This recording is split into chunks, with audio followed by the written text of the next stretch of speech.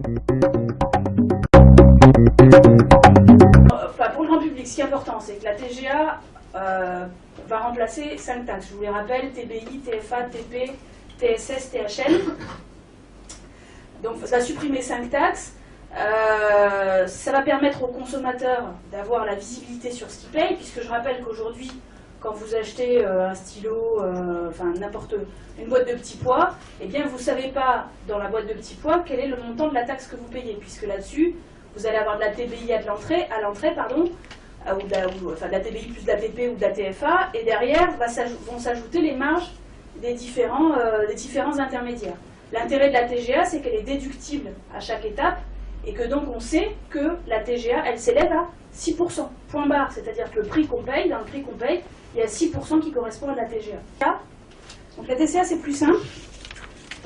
TCA, taxe communale d'aménagement, tout le monde connaît cette taxe, donc c'est une taxe qui jusqu'à présent était payée au moment, donc dans les 6 mois qui suivaient l'obtention du permis de construire. Donc à l'unanimité, les membres du gouvernement ont décidé de modifier cette taxe pour, sur trois points en particulier.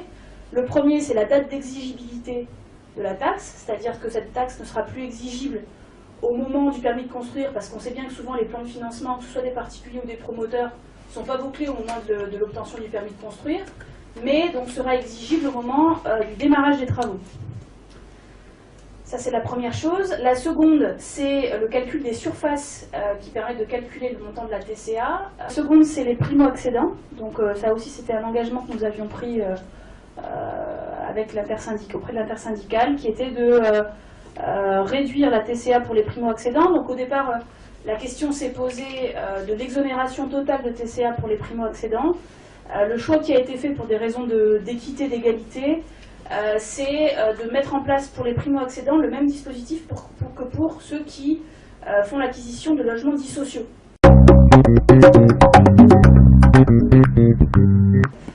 Donc l'arrêté mettant fin en fonction de Stéphanie Boiteux a été annulé sur la base du fait que cet arrêté avait été voté avec une majorité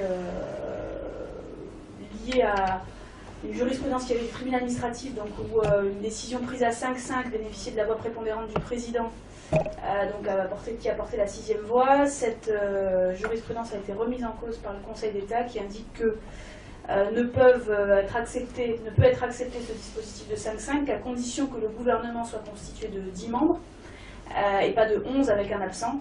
Et donc il n'était pas possible de voter cet arrêté avec une majorité de 5-5. Et il faut une majorité de 6 voix pour voter un arrêté, quel qu'il soit d'ailleurs, du gouvernement.